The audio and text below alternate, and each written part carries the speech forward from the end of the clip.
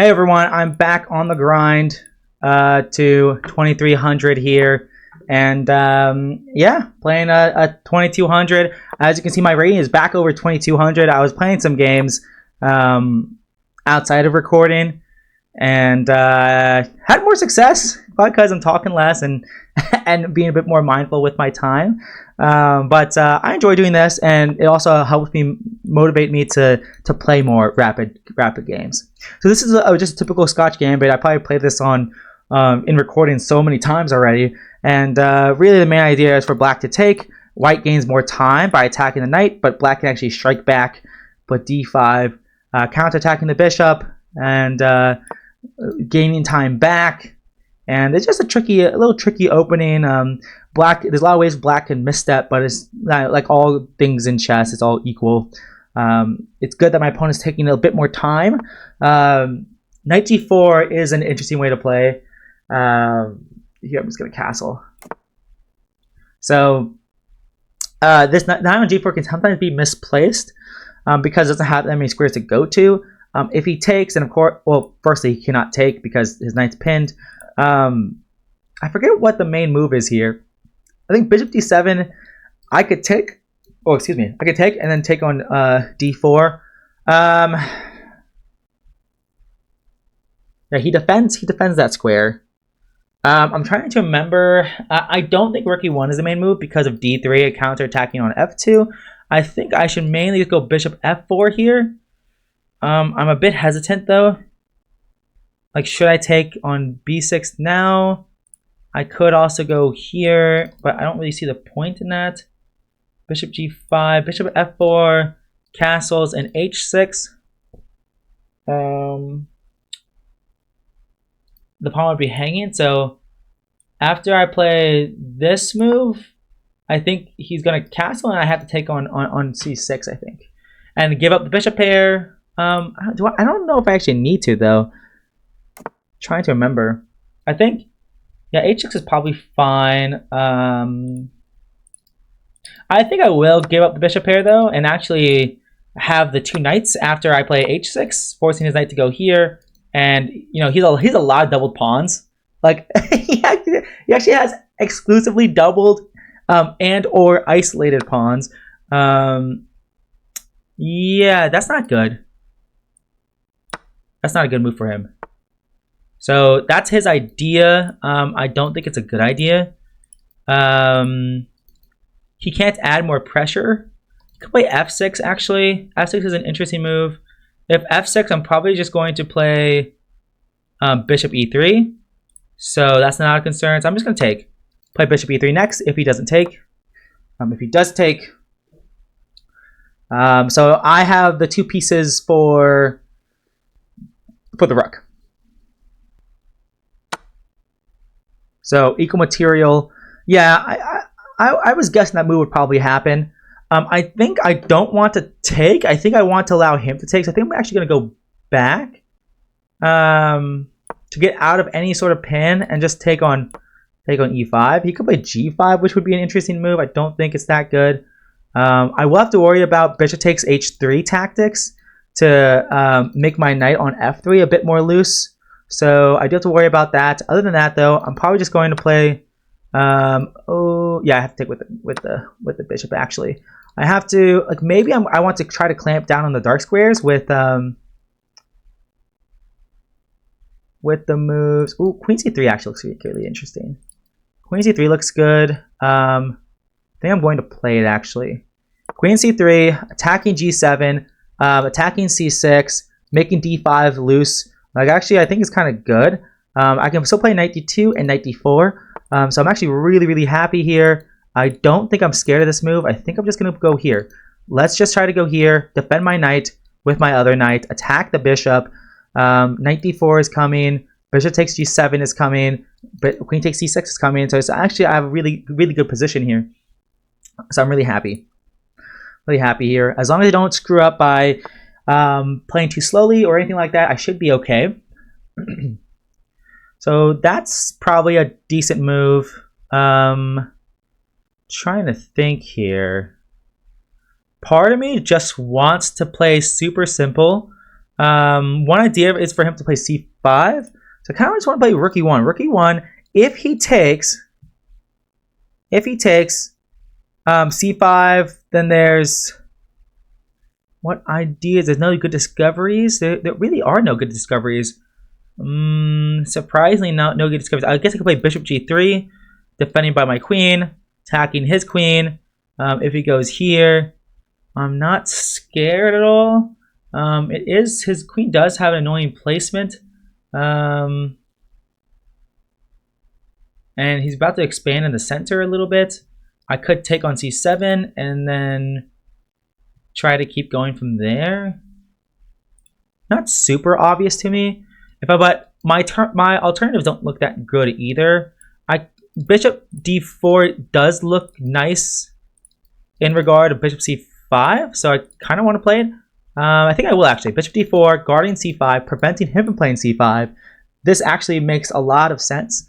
And maybe I'm going to take on e4 next. Maybe I'm just going to pin the bishop to the queen.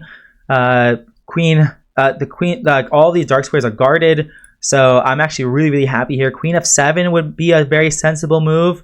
If queen f7, maybe I take on e4, maybe, and if takes, then I can actually play either knight g5 or knight e5.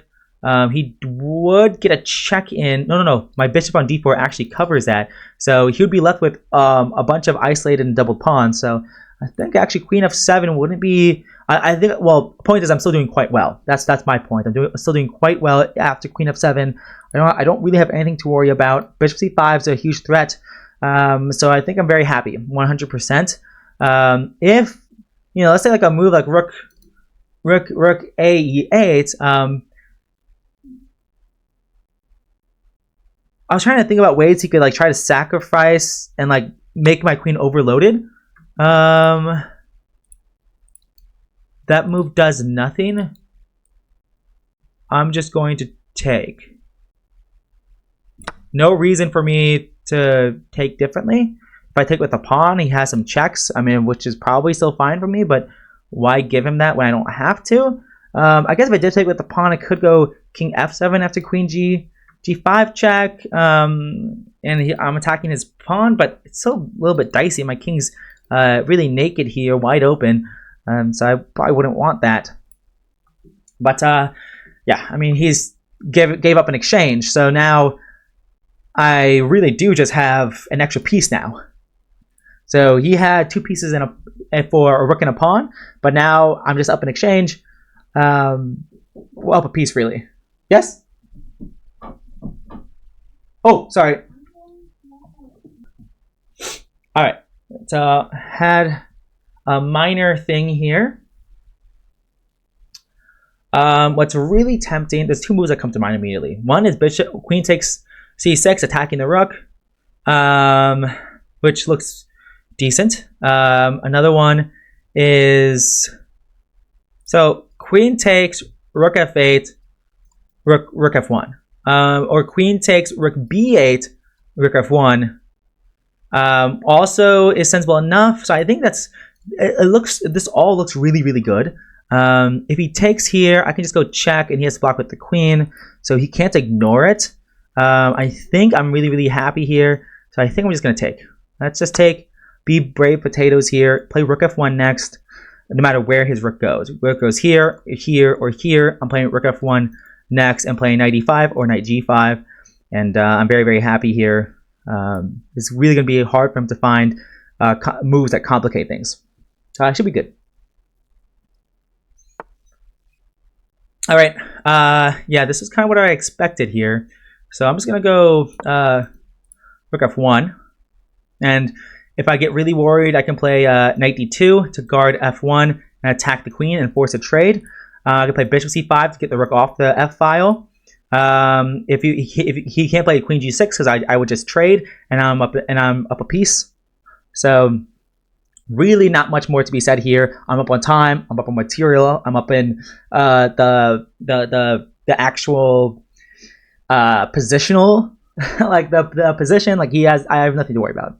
I really don't have anything to worry about, so I'm very happy here. I actually expect a resignation soon. I mean, he shouldn't resign because queens are still on the board, but it's really difficult to find any sort of play in this position. My bishop and knight guard my king so well, and even though his bishop is ideally placed, there's really nothing he can conjure. It's really tough to conjure something here. I think he might even throw out like a g5. G5 I think would be a good last-ditch effort. That move also makes some sense as well because you want to go bishop takes and queen takes. So I think that actually makes sense, to be frank. If I go here and here, that kind of guards against all of his threats. So I think I'm going to do that. So check, queen e5, threaten mate, and also attacking the queen. Could also go knight d2. Knight d2. Oh, his idea is to take. Okay. Well, knight d2. I actually have some back rank mate ideas. So after king h1. So I think actually this is quite good for me actually. So yeah, so knight d2 might be the most efficient way to win because if he takes my knight, then I can just take back with, or well, even take my rook, I can take back with my knight. I'm threatening mate if he moves his queen off of this f file. So I really don't think there's anything to worry about. Knight d2 just makes so much sense here, but if I miscalculated something, so knight d2, any checks? No. There's this check which is covered, this check which is covered, this check which is covered, this check which is covered. Knight d2, there's queen g5, loses to mate, loses to mate, loses not to mate, but it's gonna be mate soon enough. I think I'm good. I think I'm just gonna play knight d2. I really don't think there's anything for me to worry about, but I'm just trying to really triple check here because I really don't want to screw this up. I think I'm gonna play it. Let's play it. Knight d2. I don't think I blundered anything really dumb here. Everything should be guarded. Could play bishop takes g2. Yeah, sure. I'm just going to trade. Do I want to trade like this? Probably trade like this. Yeah, probably trade like this. Let's take and take. Oh, I should have taken with the king. Oh, I should have taken with the king. It's okay. Not an issue. I'm just gonna go c3, knight d2, and let's just keep it rolling here. Keep it rolling. And keep it rolling.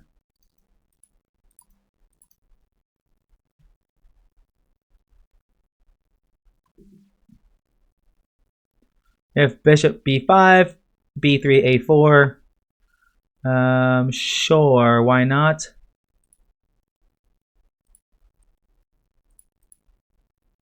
How do I want to go about this actually? I probably shouldn't think about this for too long. Here, b6. Let's try it actually. Yeah, let's try it. Let's go knight a5, knight b7 to try to win this pawn. Because if king f7, knight here, b6, knight here. Whoops. Don't go to another page. It's not super easy for him. g5 actually. Wow, I wasn't expecting that.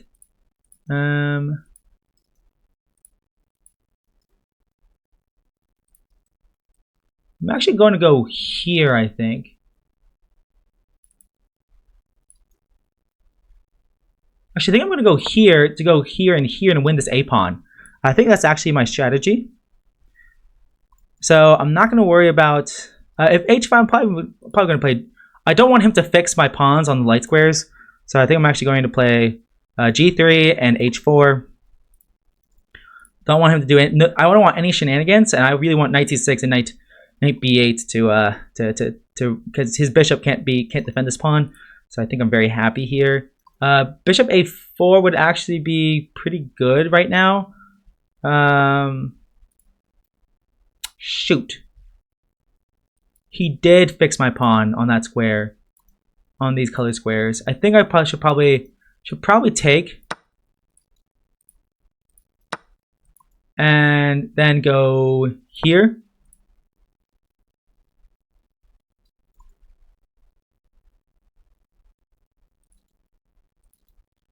Maybe I should have gone king f5 here. King here, here. Yeah.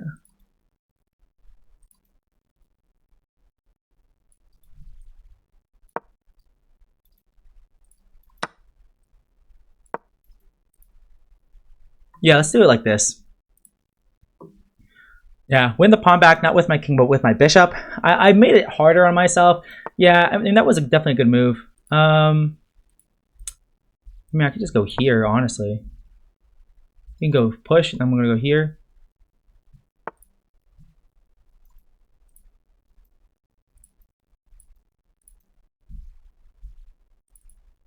If I take, he pushes. Yeah, so I have to guard with my bishop, probably. And bishop a5.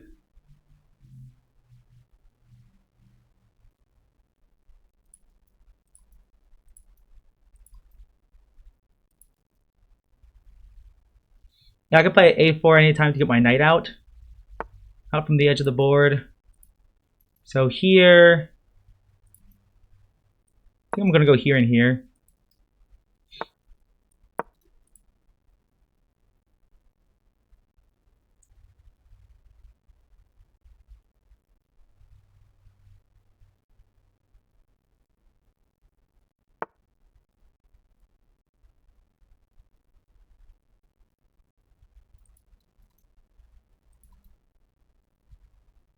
If I go check here. Oh, he can't block it. Okay, he can't actually prevent my knight from getting out. I'm actually gonna go here. Here. Go here. Can go here. But now I'm actually going to go.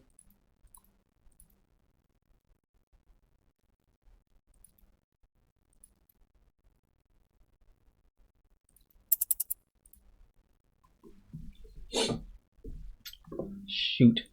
b5 takes. King here.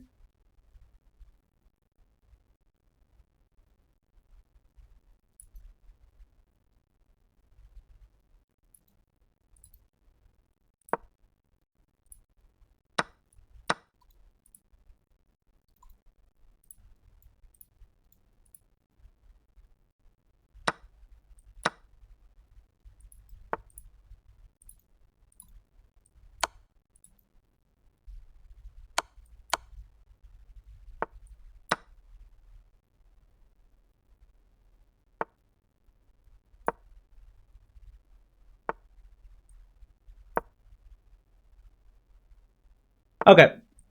Got it.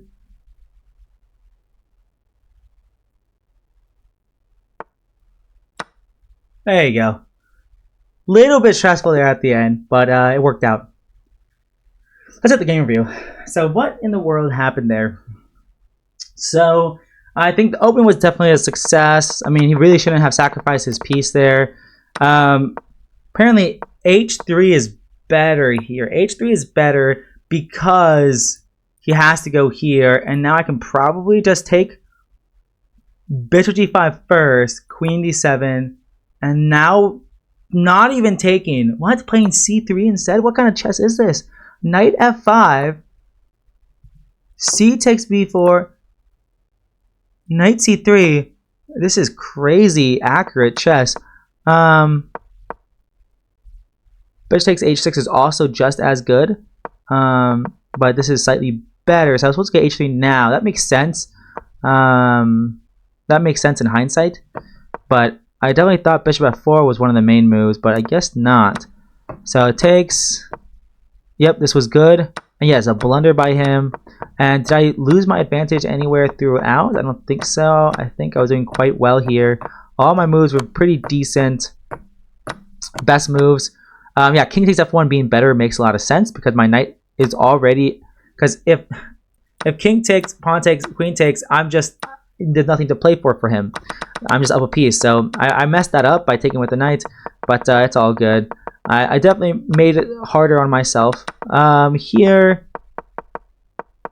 so let's see. So here, actually, I wonder. Yeah, b5 being the best move is interesting. Yeah, g3 being the best. That makes sense. Makes sense for him to do this. King f4 makes sense as well to prevent his bishop from going to f5, and then I can win I can win his pawn. I give him a little bit of play, but it's not enough, of course. Here, knight d8 check. Oh, that makes sense. Knight d8 check, king e8, and bishop takes h4 makes a lot of sense there. I didn't even think about that. But here I was able to maintain my time advantage, not blunder into a draw. Bishop h2 is better. Bishop h2, and he has to decide. Bishop h2, I assume you just bring his king closer. What is the point of this? I don't. Bishop h2 is dumb. That's not the best move. And this happens. And yep, this is just completely winning here. So nothing really else to think about. Anyways, I think I want to end it there. I will see you guys next one. Peace.